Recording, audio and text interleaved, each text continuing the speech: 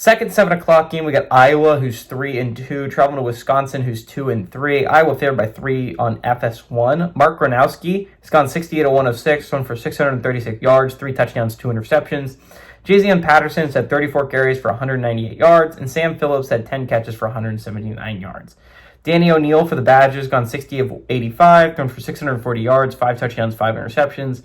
Dylan Jones had 52 carries for 217 yards and 2 touchdowns, and Vinny Anthony II had 21 catches for 288 yards and a touchdown. Very close series overall. Wisconsin has the slight edge, 49-47. The last 3 games have gone to Iowa from 2022 to 2024. Luke Fickell is 0-2 against the Hawkeyes in his tenure here as the Wisconsin head coach. Kirk Ferentz is 11-13 against the Badgers in his tenure as the Iowa head coach. Again, Wisconsin was very good for many years. That is not the case anymore. The Fickell is not long for the head coaching world at Wisconsin. We'll see if he gets a head coaching opportunity elsewhere. I would hope that Cincinnati brings him back, but if Satterfield keeps winning there, he's going to keep that job. Again, the Hawkeyes have an interesting path.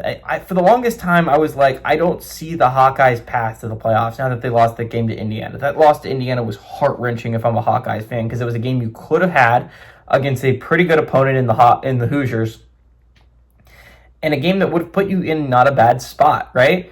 But thankfully for Iowa, Penn State doesn't seem like the most impossible game to win next week. It just straight up doesn't.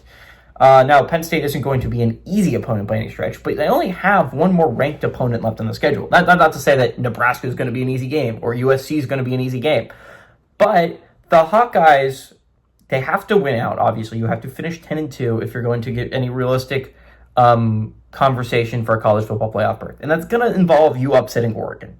But you're at home if you're Iowa. So I think the path to the playoffs is hard. It's going to be ridiculously hard for Iowa. Again, any 2-loss team this early, you again then can't afford to mess up the entire rest of the year. It's going to be a hard path.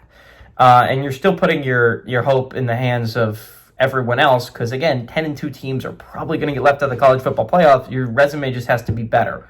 The losses have to not be that bad, and you have to have wins that are good enough to offset those losses. Iowa, if they win out, will have at least one win to offset 2 not bad losses. As long as Iowa State keeps winning, which, again, they lost last week to Cincinnati. That wasn't a great look for Iowa. And as long as Indiana keeps winning, you would love if Indiana was to beat Oregon this weekend if you're Iowa. And you can get a win over Oregon, another team that can be a college football playoff contender. Iowa's a team that can still compete for a college football playoff spot. But again, the wiggle room is now 0. Road trip to Wisconsin. Again, Wisconsin's not the greatest team on planet Earth. They did play solidly against Michigan last weekend. They did keep it realistically pretty close. But again, Wisconsin's just not a team that can compete with the upper echelon. I think Iowa is closer to the upper echelon than in a range that Wisconsin can compete with. I think a 3-point spread is kind of nice to Wisconsin. I don't think that Iowa is going to keep it that close. I think the Hawkeyes offense has actually kind of improved this year. Even though the stats don't scream improvement, they have looked better offensively, at least a little bit. And Iowa's defense is always locked down. I think the Hawkeyes go on the road and not only beat the Badgers, I think they beat the brakes off the Badgers. Give me the Hawkeyes to win and cover on the road.